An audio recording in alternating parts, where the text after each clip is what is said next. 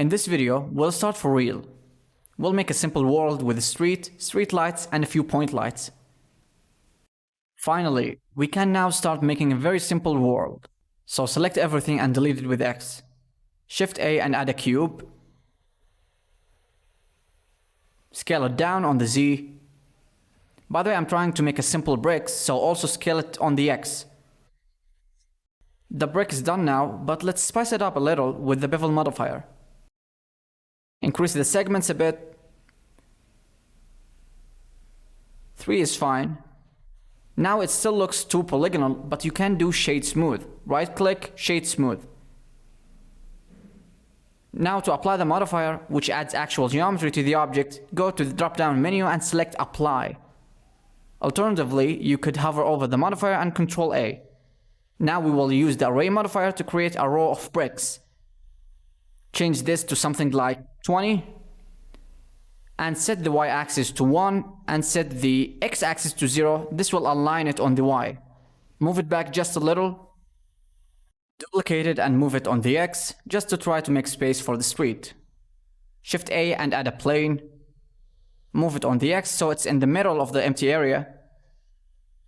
Scale it to fill the street up. I'm scaling on the Y in edit mode, by the way. Now scale on the X. Just like that. Go to object mode and position it properly. I moved it on the X just a bit. Moved it down to add some depth. Now we will create the lamp starting with the cube. Scale it down a bit. Since we can't see it, I'll move it up. By the way, to do the X-ray thing, go to the top right here, toggle X-ray. Now select the top face and move it up to make the lamp base. Or you could scale the whole thing on the Z-axis, so press S then Z. It's a bit tall, so I'm making it shorter.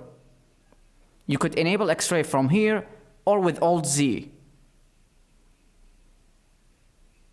Now I want to extrude a face from the top area here to make the protruded thingy of the lamp. So I added a loop cut and moved it up to separate the top and bottom areas of the pole. Press 3 to go to face selection and select this face and extrude it out. Now we will add a vertical loop cut here and move it close to the corner. Select the bottom face, extrude down and Ctrl B to bevel the face. It's currently adding a lot of details, and to control it, press S and move your mouse to increase or decrease the segments. Yeah, that's fine. To duplicate it, you can use the array modifier, but we will be doing it by hand. Shift D. This way we'll have more control and maybe even a bit faster. Duplicate this, then move it left. Press R, Z, type 180 to flip it to the other side. Continue duplicating it. Doesn't have to be perfect though.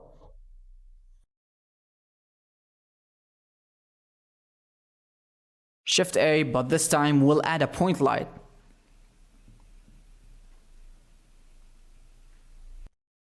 Now currently you can't see the effect of light, and we need to change the mode to rendered view at the top right. Let's move it to the correct location, somewhere around here.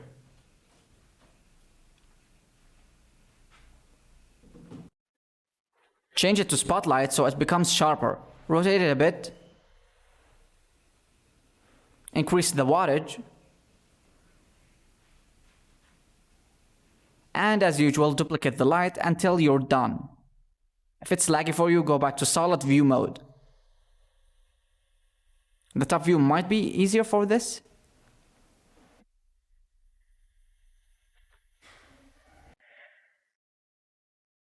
Okay, we're done. Now in world properties, change the color to something nice like purple or blue. If these UI lines are obscuring your view, toggle show overlays at the top right. Moving on to materials, select an object, click on the material icon, and hit new. You've created a new material. In the shading workspace, you can further adjust the material. Just now when we made a material, it created all these nodes. Here we have slots, basically how many materials does this object have? Currently 1. We'll call the material lamp. By the way, you can share materials across different objects. This green connected node is called principled BSDF, which gives the object the physical properties of real-life objects, like roughness and metalness. The base color to change the color. By the way, you can preview colors in solid mode. You need to be in either material preview or rendered mode. This is solid, and this one is wireframe. Go back to material preview, and maybe we will change the lamp color to something yellowish. Select the second object, but instead of making a new material, I'll use the same one we created. Same thing for all lamps. Go to Layout Workspace. The light isn't that bright, so select all of them.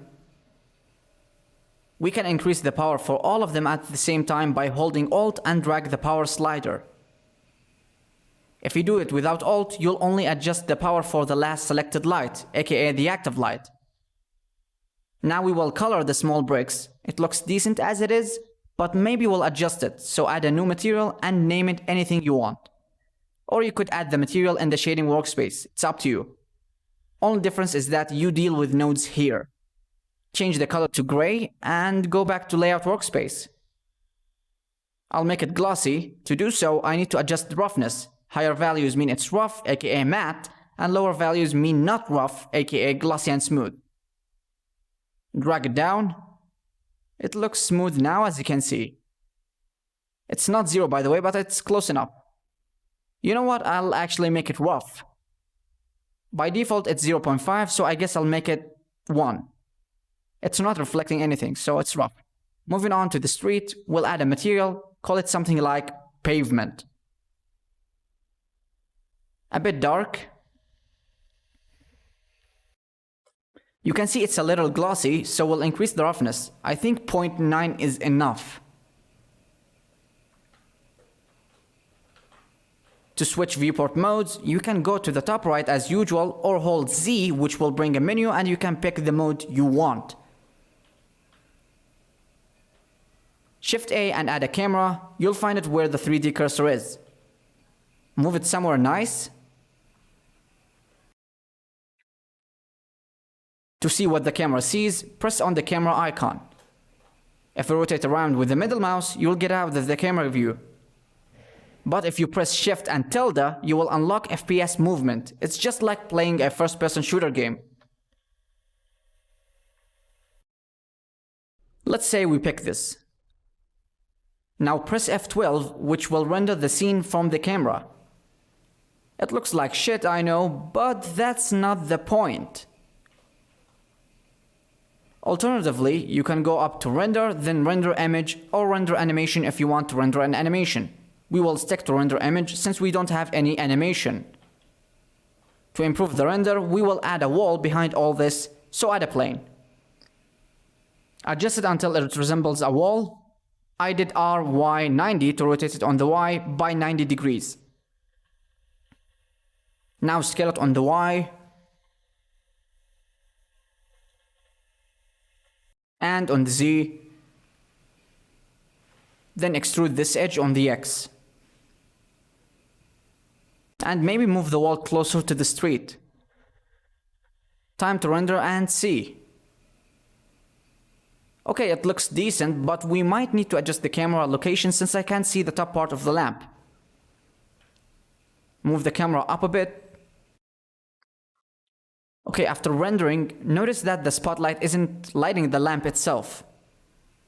So I'm gonna add a point light to fake that effect. Move it up under the lamp, somewhere here. As you can see, we're faking it. Don't forget you can duplicate with Shift D.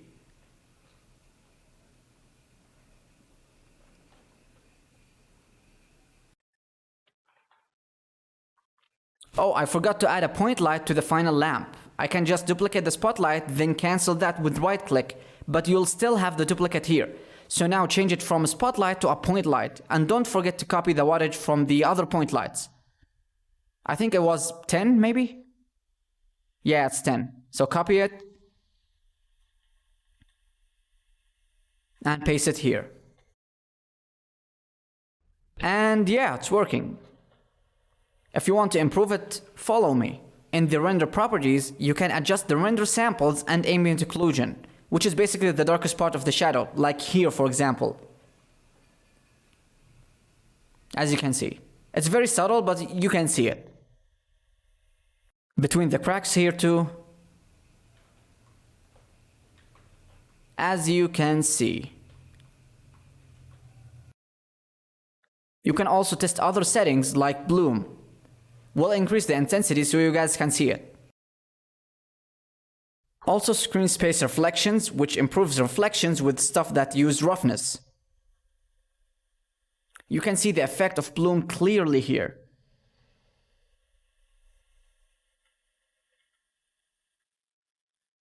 Right now we're in Eevee render engine, which is not that realistic. There are many realistic render engines, and in Blender you have cycles.